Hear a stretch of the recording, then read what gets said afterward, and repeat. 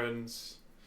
Today it's time to talk about mythical monoliths and box thinking, which is a wonderfully cryptic sort of title. So let's begin the process of unpacking.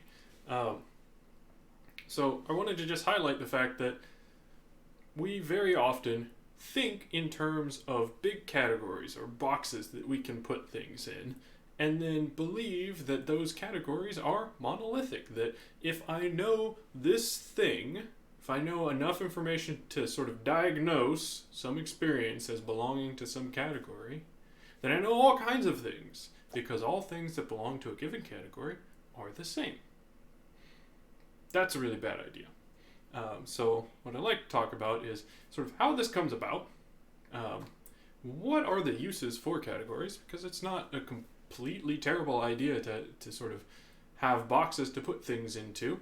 And then how this intersects with us and our challenge to be happy human beings. So let's get into it. So this sort of monolithic box thinking comes up all over the place, and you can hear it a lot in, for example, our political discourse.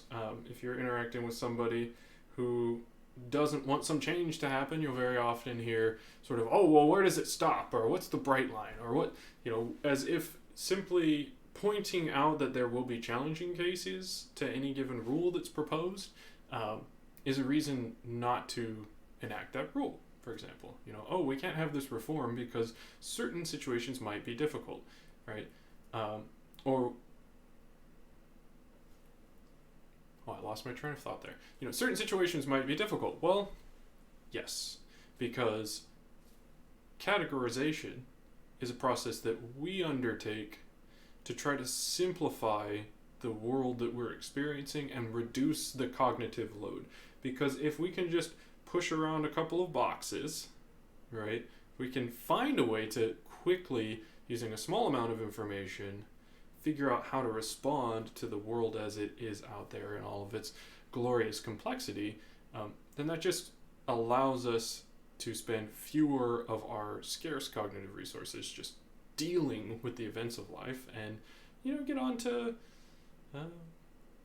more alluring pursuits, most of which are just paying attention to whatever squawking is going on in our head or, watching shows. There are a lot of good things to do in the world, and so we don't always have time for all of this living of life. And that is when we look for heuristics. We look for ways to simplify, to reduce the cognitive load.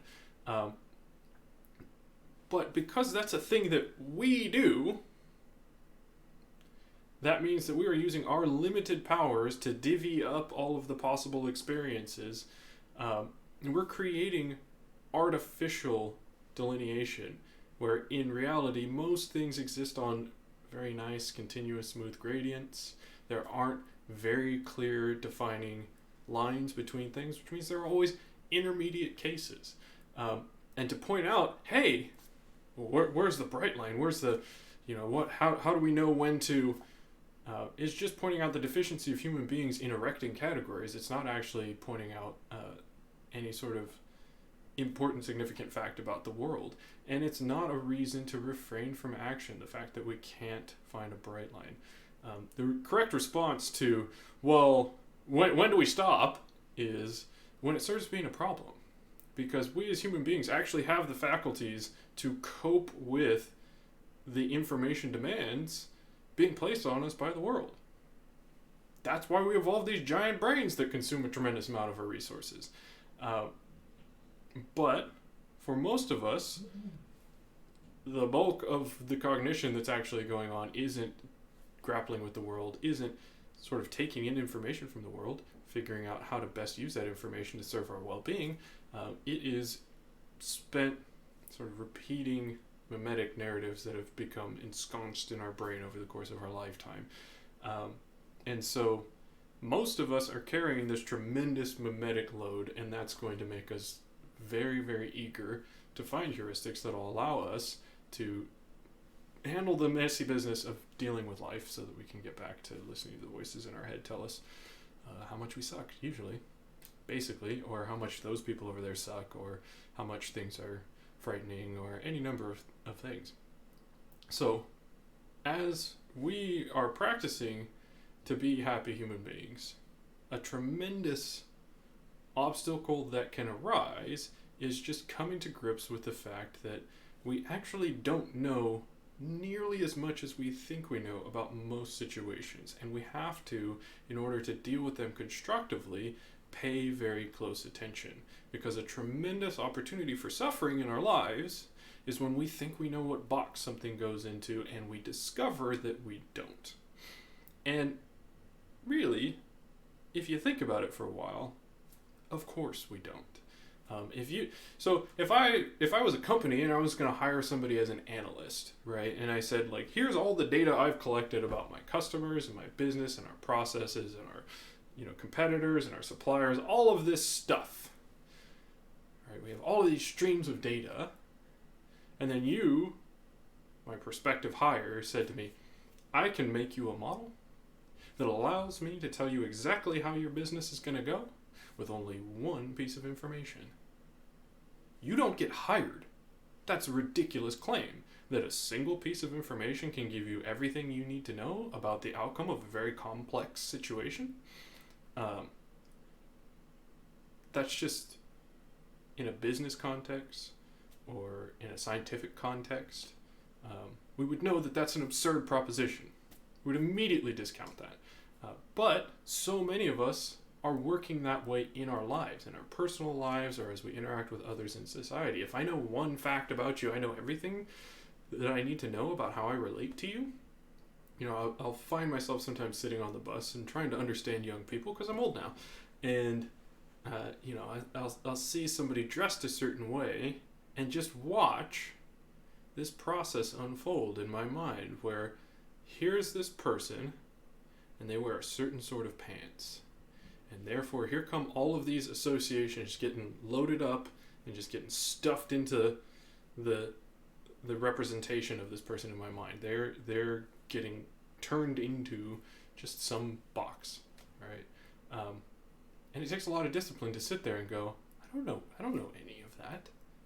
I don't know this person's attitudes to authority or their politics or how, what sort of relationships they're into in the world, or whether they're predisposed to violence, or whether any of these sorts of things that, over the course of my life, media consumption has told me, certain choices of clothing or adornment or presentation mean all of these different things about a person.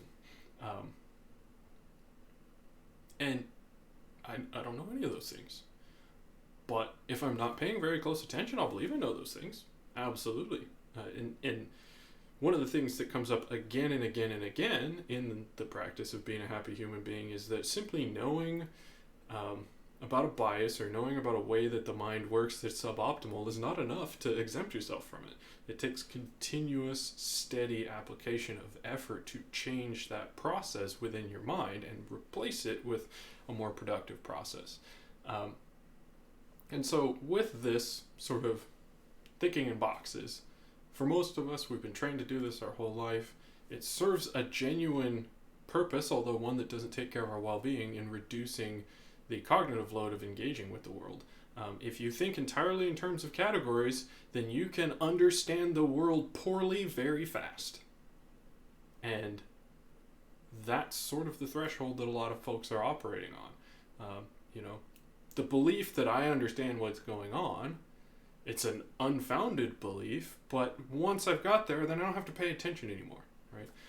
So realizing that can appear a little bit onerous, because it's like, oh gosh, I have to pay attention to everything all the time? This is okay.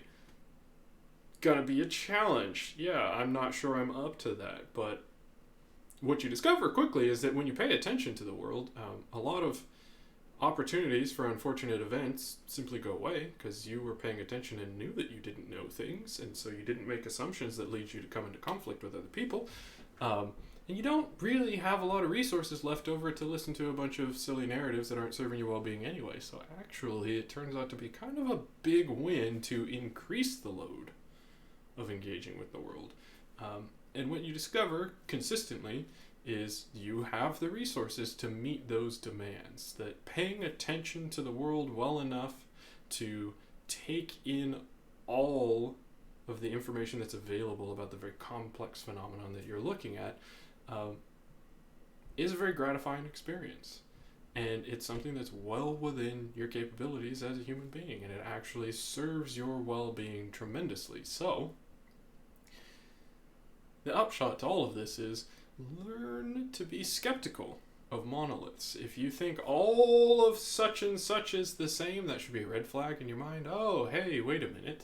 I've heard this one before. They're not all the same. I don't know the things that I think I know. I really need to start paying attention because that's what's going to serve me in trying to be a happy human being.